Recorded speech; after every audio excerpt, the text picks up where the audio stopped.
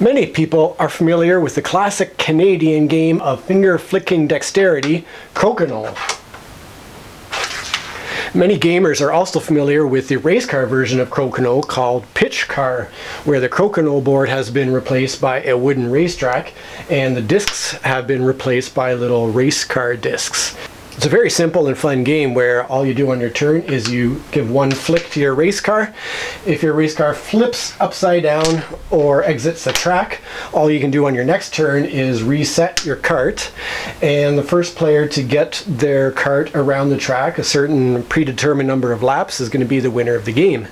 The one little issue with the game is that you really do need to spend the time when you're setting up the track making sure you shim it with an old deck of cards so that as the cart leaves each individual track section, it's going from a slightly raised to a slightly lower section of the track in order to help it run smoothly. There's nothing quite so frustrating as having your car go flying off the track because the portion of track it is entering is slightly raised in comparison to the portion of track it was leaving. So making sure you spend the time to shim each individual section of track so that it's smooth sailing makes for a much more pleasant experience for all the players. But other than that little niggly bit, it is just a fun little flicking game as well.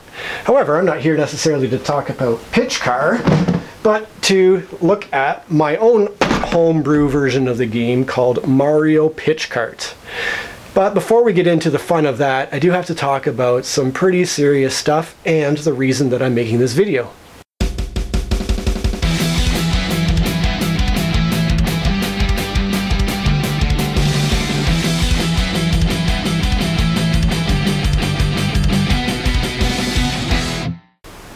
Back in 2011, a little baby by the name of Jack Reuben Vassell, son of prominent board game reviewer Tom Vassell, tragically died just 10 weeks after he was born.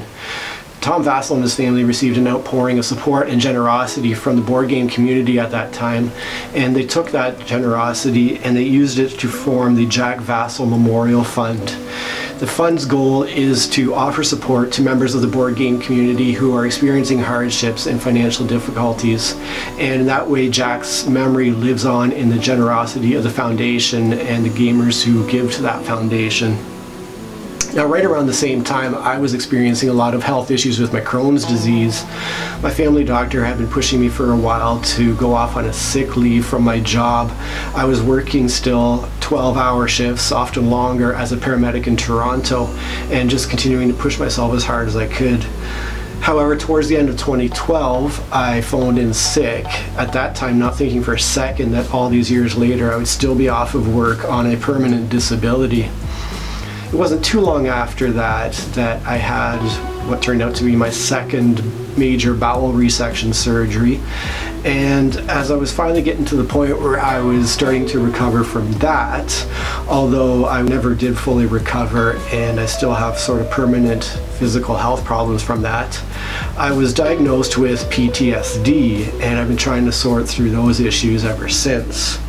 As time went by and I continued to be off of work, we started to have some real financial issues with my own family. My wife at the time was working a low-paying part-time job, and she simply didn't have the post-secondary education to get a job that paid well enough to support the family.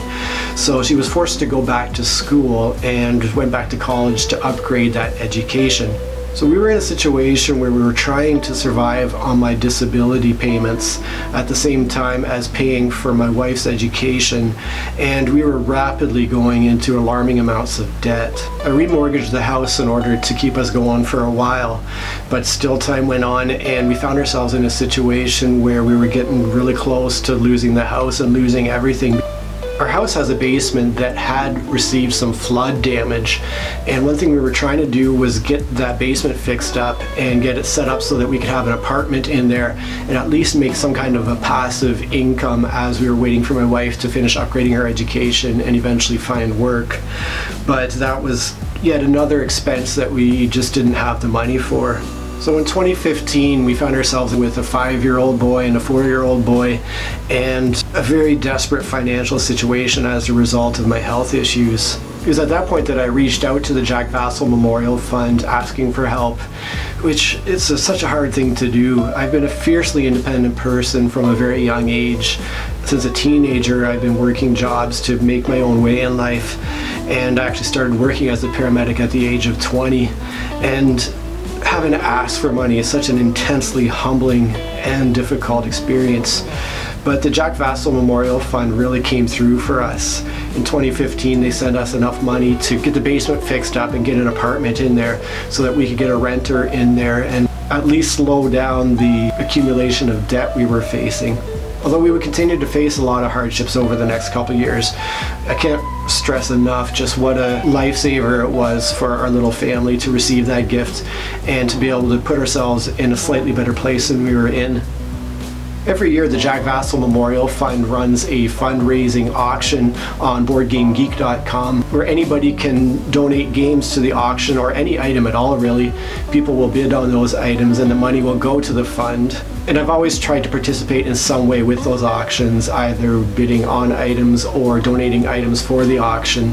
So in the last fundraising auction, I offered to make a video. I said that whoever bid the highest would get to choose a game from my collection for me to make a video about.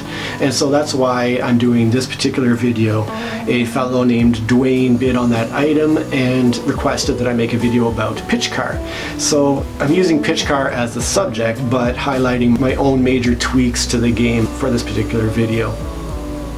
So that's why we're here talking about this video. I'm going to provide a link to the Jack Vassal Memorial Fund below for anybody who'd like to donate to that.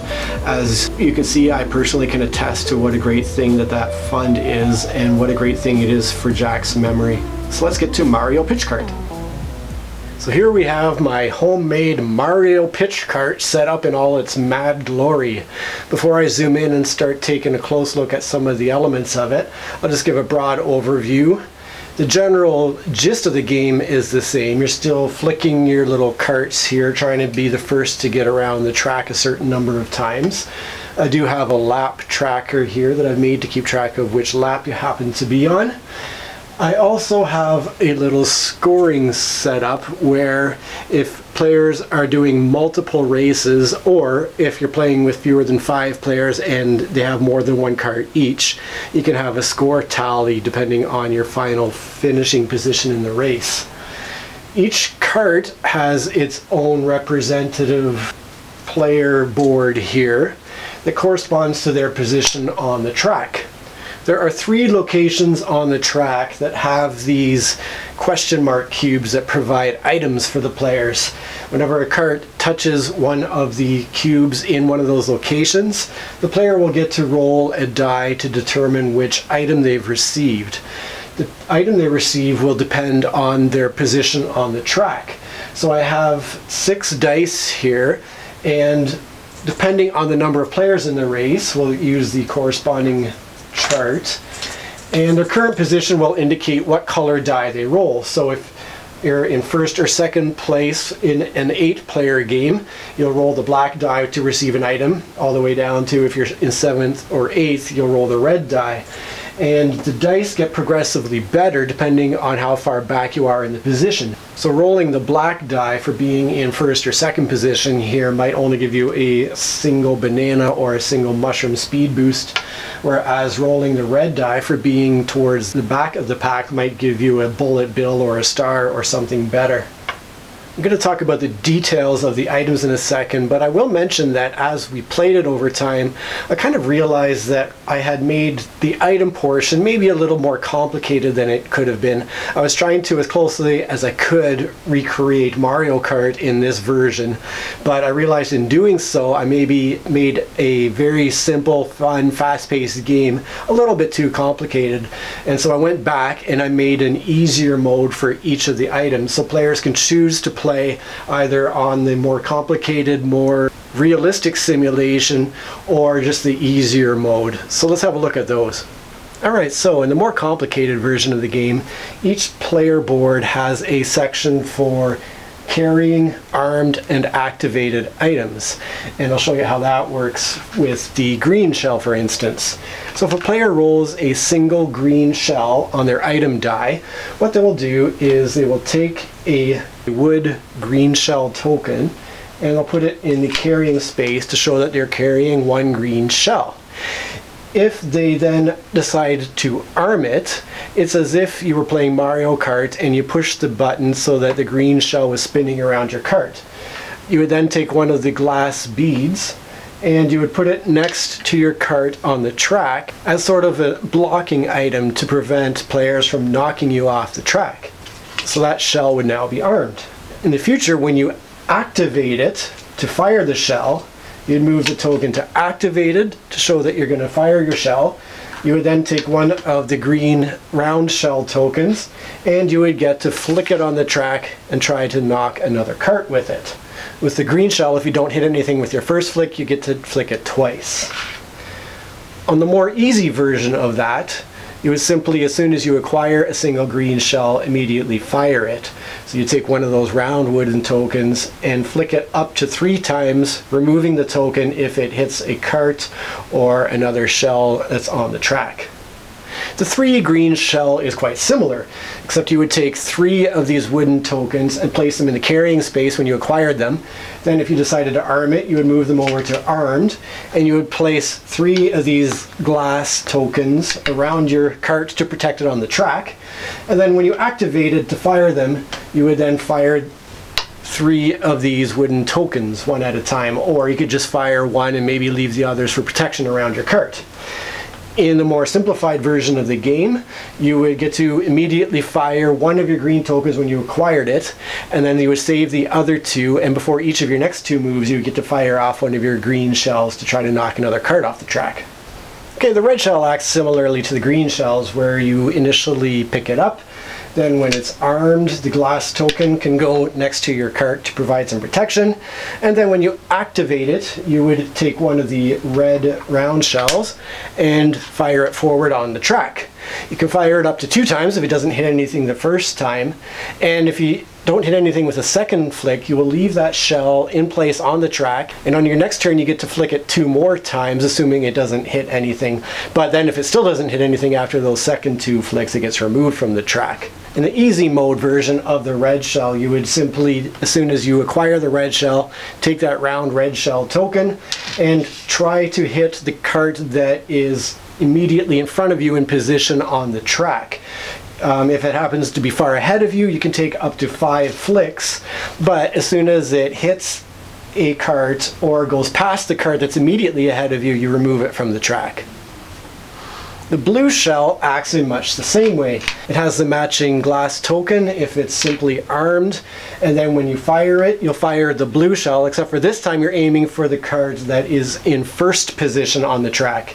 Each turn you get to flick it twice until it either hits that first place cart or goes past it or accidentally contacts something else on the track, at which point the shell is removed. Alright, now let's go bananas. The single banana and the triple banana are both very similar. If you pick up a triple or single banana, you put them in your carrying spot. When you arm them, you move the token or tokens over and you put the glass banana tokens around your cart for protection.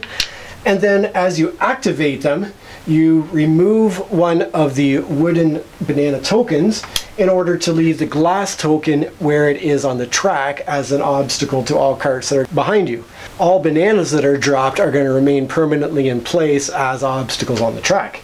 In the easy mode, with a single banana, after your next move, you're simply going to leave the glass banana token on the track on the space that you flicked your cart from. If it's the triple banana, you're going to do that for your next 3 moves. So each time you move, you'll leave a banana where your cart was located so that you leave a trail of bananas on the track as you move. Alright, let's get into a fun one, the squid. You cannot arm the squid to do anything, but when you activate it, you take one of the black ink tokens and you place it on the cart that's immediately in front of you in position on the track. On that player's next turn, they remove the squid token, place their finger behind the cart, and then they have to close their eyes before they flick the cart to move it, to represent the fact that they have ink in their eyes and can't see where they're going. Now let's talk about some of the speed boosters. We'll start with the mushrooms. We have a single mushroom and a multiple mushroom. If you get a single mushroom, you get one of the wooden mushroom tokens. If you get a multiple mushroom, you get 2 of them. And in the future, you can activate them in order to remove a token to make a second flick. So on your turn, you can make 2 movement flicks with the use of a mushroom token. However, if your cart flips upside down or goes off the track with the first flick, you have to use your second bonus one in order to reset your cart, and then it's used up. Easy mode is pretty similar, except when you acquire a single mushroom, you immediately get your bonus flick. If you acquire the multiple mushrooms, you immediately get the bonus 3 flicks, with the same rule that if one of them results in your cart flipping over or going off the track, you have to use the next one to reset it. Stars act in much the same way. If you acquire a star in the advanced version, you get 2 of the wooden star tokens in your carrying spot. You can activate one of them in order to make a second flick. However, unlike the mushroom, if your cart flips upside down or goes off the track, you can immediately reset it for free. And then on your subsequent turn, you get rid of the other star token to make another 2 flicks, and with the same rules about getting a free reset if necessary. The simple version of the star simply says that as soon as you acquire it, you get 3 bonus flicks with a free reset if your car flips upside down or goes off the track. And finally, we've got the big boss, Bullet Bill. When you use Bullet Bill in the advanced version, you immediately take 3 extra flicks, and if your cart flips upside down or goes off the track, you can reset it for free. In the easy version of that, when you acquire it, you immediately make 5 bonus flicks, and if any of those 5 results in the cart going upside down or going off the track, you get that free reset. So that's the basics of my Mario Pitch Cart. Just as in the original video game, it does help players who are behind in position to catch up through the use of those items. But regardless of your position, it's always fun to roll and see what item you get. Thanks for checking out this video. I hope you also go check out jackvassal.org and make a donation to the Jack Vassal Memorial Fund. Cheers. Hey, it's Josh. Thank you so much for watching. If you could reach out and touch that like button, caress that subscribe button, show some love to that notifications bell, and give somebody the gift as a link to this video, that would mean the world to me. Cheers.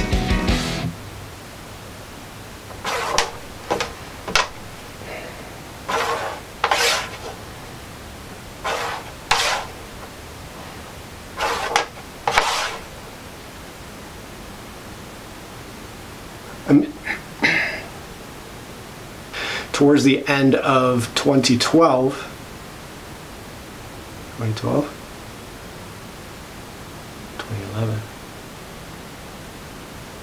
my family doctor had put that almost 5.5 years later, I would still be off of work and on a pretty much a permanent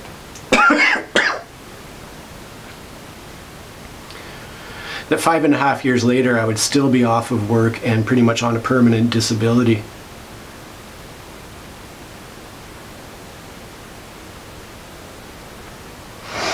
I don't know if it was 2012 or 2011. Yeah, maybe start that whole thing. Back in 2011, where anybody wants the... So I've added a couple of individual...